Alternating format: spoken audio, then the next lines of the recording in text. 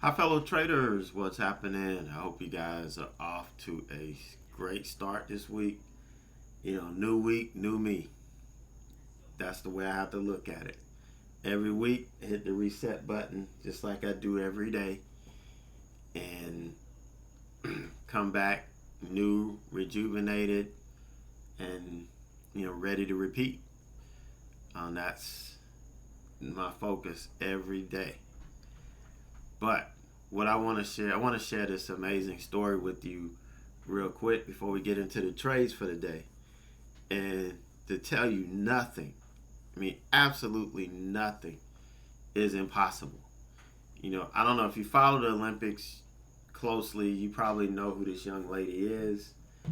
Um, she is from the Philippines, and she won the first gold medal ever for the country of the Philippines. And it's amazing. But that's not the story. The story is how she got there. Okay, in 2012, no, 2008, she first went to the Olympics as a 17-year-old. She was the youngest competitor. She got a wild card entrance. She finished down in the pack, obviously. But then in 2012, she had did not finish. I think she got injured, but then came back in 2016 and won the silver medal. Um, which was the first medal I think the country has ever won in 20 years. And then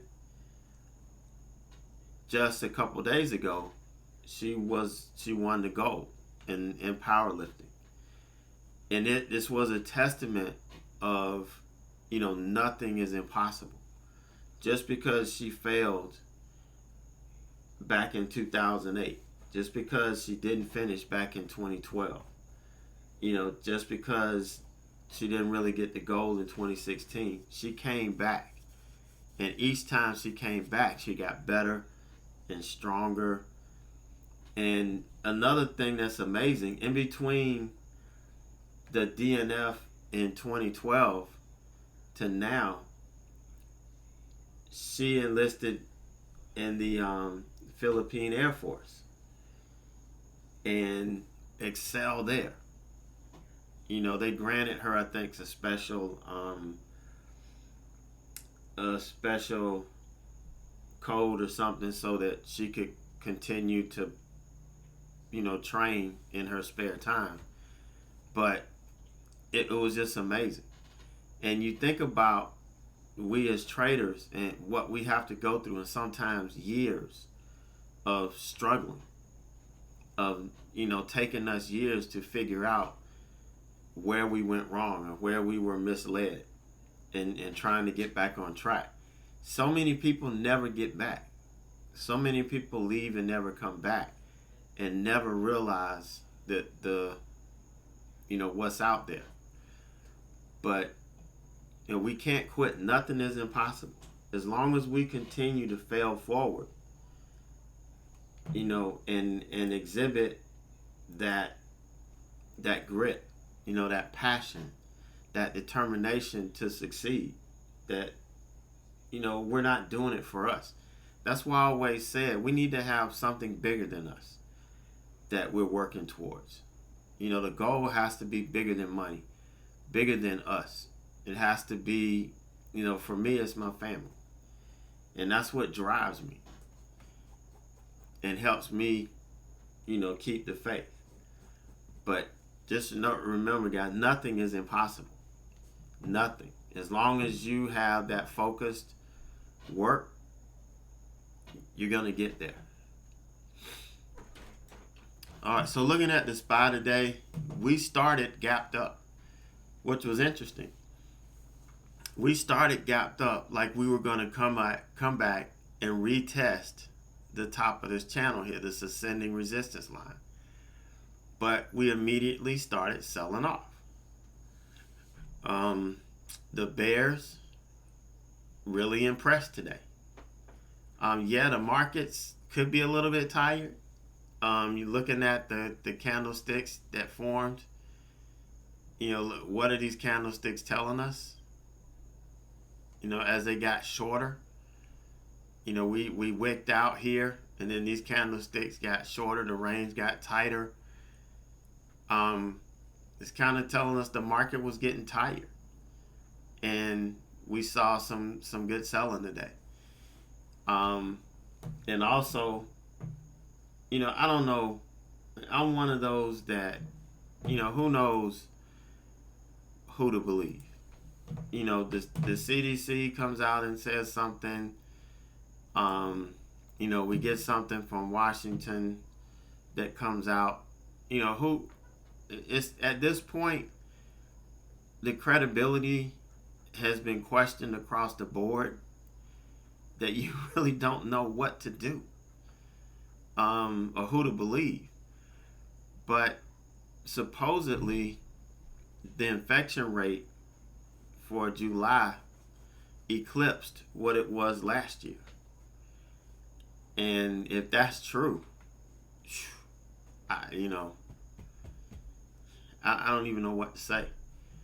But I don't know if the market's finally reacting to that, or it's just that, hey, it's tired. The bears are starting to grab a little bit of the momentum, and we're going to have another healthy pullback. Time will tell, but we closed today below the 5-day moving average. Next stop is the 20-day. And then after that, we've got the 50-day. So, we're going to kind of keep an eye on this. We did sell off a little bit more. I think, did we? No, we started to recover a little bit, after the market closed, but that doesn't really mean much. But the door is open for some weakness to creep in. So that's what we're looking at for tomorrow. Yeah, I got bullied into taking the UPS swing. It did trigger, but I had no idea the market was gonna sell off the way it did. So we'll have to wait and see tomorrow how that looks, and we'll kind of discuss. I'll send out my thoughts on it in the morning once I see how the market's opening and where it is and all that good stuff. But really interesting day, here in the S&Ps. Okay, this morning, I went with, I stuck with one stop. I did look around the other ones on my watch list, but these, nothing ever really triggered me to go in. But we got short, and as I've said, before, in the summertime, you have to be aggressive early, because a lot of times the first 10-15 minutes after that, it's kind of hard to find momentum, but it's really hard after 10:30. So I try to be aggressive as I can the first 10-15 minutes, and then still look to be a little bit aggressive up until 11 o'clock. That's when I go to lunch. Because if I don't, I could stay in and get chopped out, lose money, and all that good stuff. We don't want to do that. So the opening is, I've tried 1 minute opening range, 2 minute, 3 minute, whatever the case is. But what I found is this year, catching the break of the pre-market low or the high is what's working. Does it work every time? No, it doesn't. But most of the time it works. And if you manage your risk, you do very well with it. So I got in here, got to my first target, and got to my second target, and it kind of faded right there. We didn't sell through. I was looking for, I think it was 102. I can't remember now. But the lower linear regression channel and another moving average was down there. So I thought on the 60-minute chart, we had room, down to, I think it was 101. Might have been just under 101, maybe 175 or something like that. But we had some room down, but it didn't. It quickly got bought back up. And, once it was, I could have gotten out here, but I gave it a chance to test the VWAP here, but it just ripped through. And we stopped out, and look at this thing rip back up. So, caught it right here when it broke the top of this channel, or not channel. I think this was yesterday's close high, or yesterday's high. But as soon as we broke through it, I got in it. I said I didn't want it until we took out this level, because I thought this would be pretty significant. Obviously it was, because you see how it held support here. So once we got through it, I did get in it. It missed me by a few cents hitting my first target. This happens. But actually it was about 15 cents higher. But once I saw the trouble we were having here, I went ahead and changed it to like 108.50, and because I had it at 108.75, and it just didn't quite get there, and so I ended up stopping out as we were pulling back and just waited. And you can see, I went to lunch. I came back after lunch, and we were able to jump right on this thing. Now I did pull back and try to do the shakeout. That's what happens sometimes when we see this. So that's why we have to trust our technicals and let the trade work. So I did that. I trusted my technical setup. And yeah, we chopped up. It was a little rough getting there, but we did hit the first target. Then you can see how we flattened out. And I didn't change. I should have come in and changed the stop, but I didn't. And it just kind of came back and hit my break-even stop. And it just went flat from there. You can see it closed, and that was that. So not a bad, $500 day. We're trading small size. We're using a small amount of money. It's what I do every day. It's what I try to show you, that it doesn't take a whole lot to make money. And if you're consistent and you do the same things and you don't start chasing other people because they may be posting something bigger or better than yours, the grass is not always greener on the other side. You have to make sure you understand what's happening and that you're getting the whole story. You have to make sure. But just being steady, doing what you're supposed to do, this is what you can do. So first trading day of the month for me.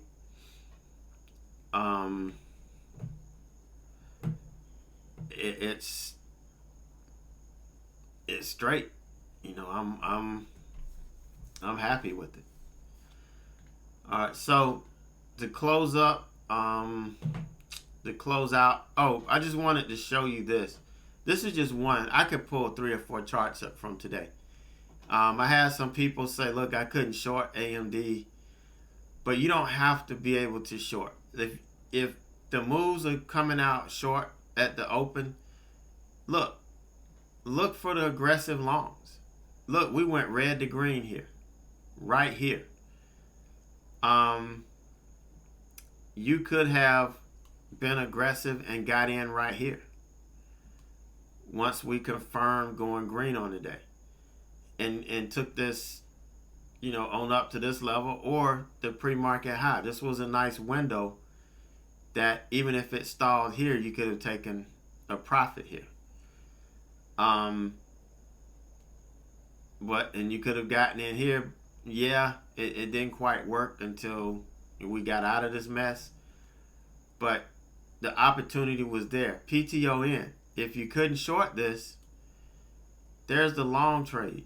Here's the break of the pre-market high right here. Look at the move it made. You know, this channel break here wasn't all that great. But still, you got a solid move. You would have put money in your bank. Your account would have been bigger.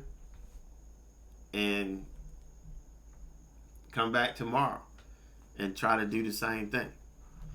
Now, just because you have a good day today or a blowout day,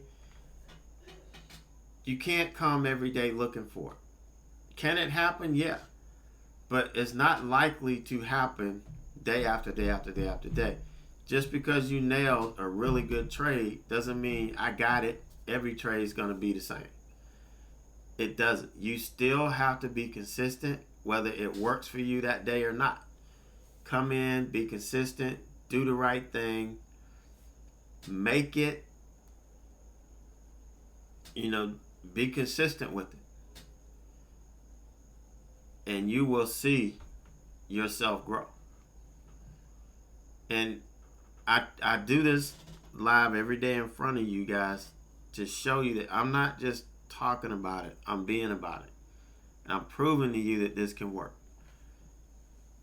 Every day is a class in the morning, learning how to read price action, learning how to interpret the chart so that we could get the best outcome.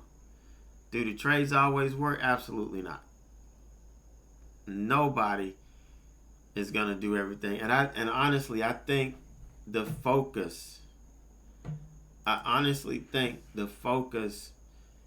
is so skewed on people who are just focused on having green days every day. And that's not the case. That does not translate into you being the best trader. You got to take each day as it comes. You're not focusing on being green. You're focusing on taking whatever the market gives you every day and going with that. So with that said, let's look at July. Okay, I was on vacation. My first trading day didn't start until I got back from vacation, July 12th, and we started on fire. 3 $600 days in a row, and then 2 days where things just didn't pan out. But still, this is okay. When the days don't work out and you only lose $100, $150, $160, you've done your job. And so that week we ended up with $1,550. Unfortunately, this week was, even though I had a really good day on Wednesday, we caught a really nice trade. The rest of the week was just, it was rough. I went to see my grandmother this Saturday. She lived 10 minutes away from me. But Saturday is when the last time I got to see her. And you guys know Monday, if you were with me right when we started trading that morning, I got the call that she had passed. So, things just didn't. It hasn't been really good these last couple of weeks. It's really been, tough for me. Things that I've had to do that related to this. It's never easy. And but this week, it was amazing that I made $1,100. With everything that was going on, and I only traded for like a couple hours a day. You guys know I was gone by 11 o'clock. I was gone. And to come out with $1,100, it was amazing.